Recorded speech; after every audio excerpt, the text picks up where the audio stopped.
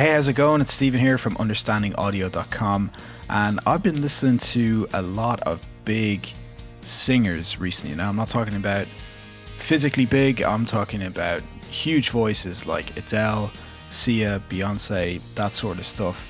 Now, I'm not going through a breakup or an early midlife crisis that I know of, but I've just been really admiring the vocal quality of these big singers.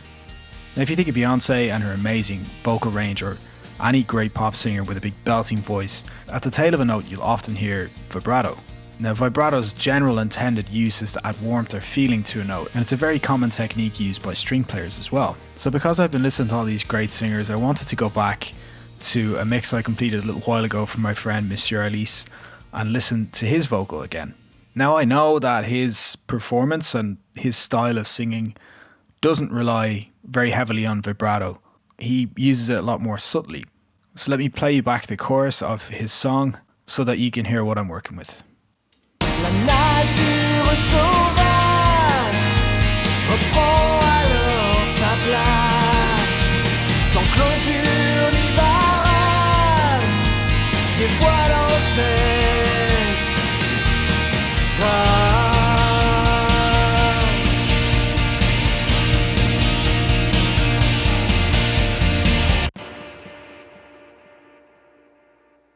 Yes, he's singing in French. Don't be alarmed. Everything is okay. Now, that was how the final lead vocal sounded in the finished track.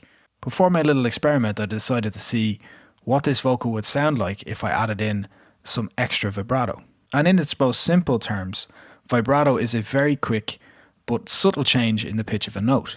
To create an artificial vibrato effect, that's going to be a modulation effect based on a delay line.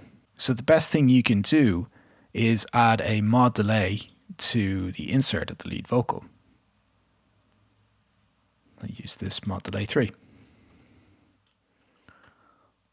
You don't need a dedicated vibrato plugin for this, just use this stock delay plugin.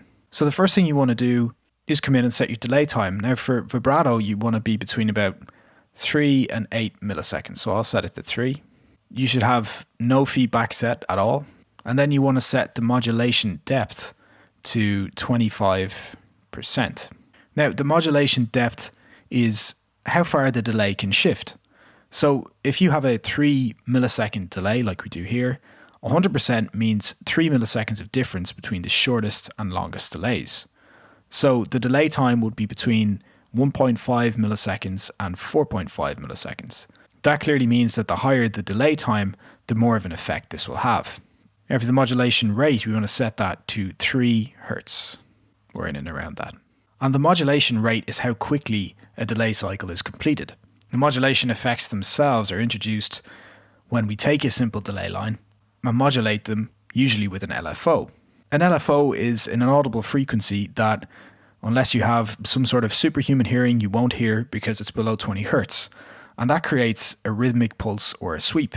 When you apply that to a delay line, you get some interesting effects. When it's applied to the pitch control, we get vibrato.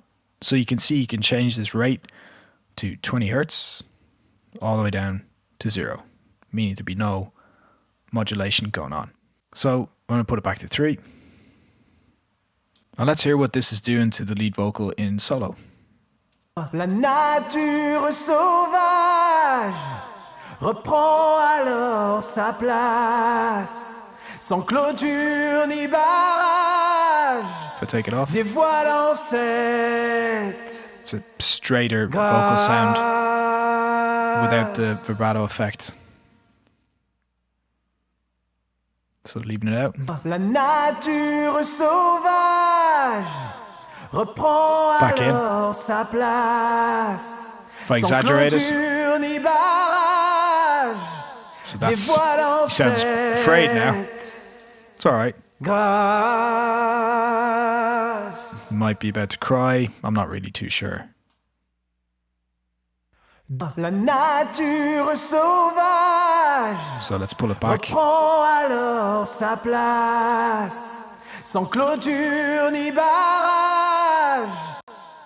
Alright, let's listen to that effect in the mix and see if it actually complements the mix or not.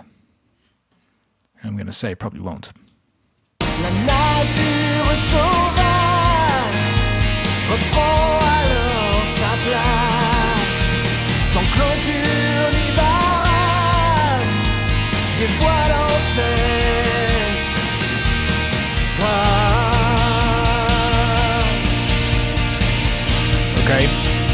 take it out. La nature sauvage reprend alors sa place, sans clôture ni barrage, dévoilant cette grâce.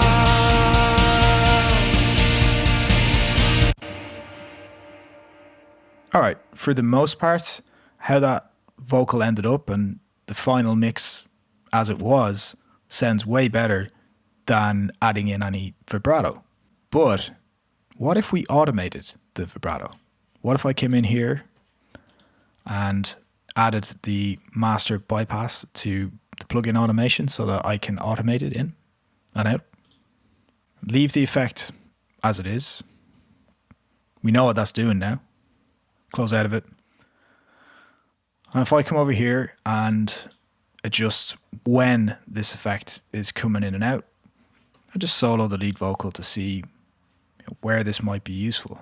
La nature sauvage reprend alors sa place, sans clôture ni barrage, dévoilant cette. What about here if I bring in the vibrato? Dévoilant cette. Dévoilant cette. Dévoilant cette. Take it back out. Dévoilant cette. Dévoilant cette. Grâce. The same here on that last word. Grâce.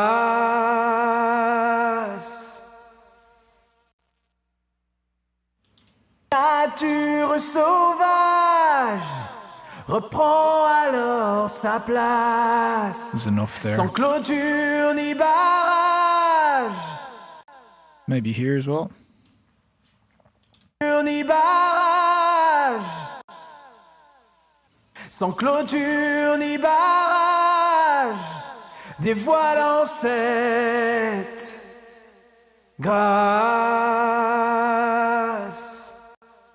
All right, how does that sound in the mix? La nature sauvage reprend alors sa place, sans clôture ni barrage, dévoilant cette grâce.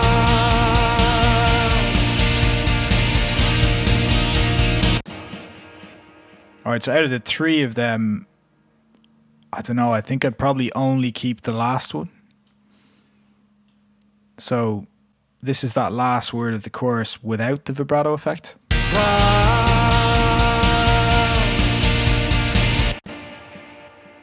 And then with it.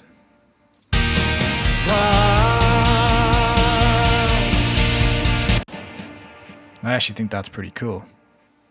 But again, it's not something that I ended up using in my final mix. But the vocal vibrato mixing trick, as it is now called, is something that you could use. If you've got a pitchy vocalist and you don't want to use autotune or the vibrato is slightly off, this could definitely help to tidy it up. It could also work if you've got quite a flat vocalist who doesn't use vibrato or doesn't have an amazing vocal technique. You can introduce this quite subtly, automate it in and out where you need. It's very flexible and you can be as creative with it as you want. One important thing to note is that if you reduce the dry to wet ratio and you bring this down to 50% or whatever, you're going to be heading towards more of a flanging kind of effect. That's going to be the same if you create a send instead of putting the effect directly on the insert of the track. So if you're going to use it, you're going to need to leave the mix percentage at 100% and just introduce it quite subtly. Now this trick is not limited at all to vocals. You can use it on any element of your mix whatsoever. It's going to be great on strings as well, or on keys or synths or anything that needs that little bit of movement in it. A nice modulation effect to add some interest to the mix. Now I hope that's left you with quite a bit of food for thought, and if it has, leave a comment down below and let me know one of your vocal mixing tricks. It could be anything at all, but I'm sure it's going to help other people in the understandingaudio.com community. And if you're not already signed up, there's so much more information for you over at understandingaudio.com to help you out on your audio journey. I even give away a free guide when you sign up.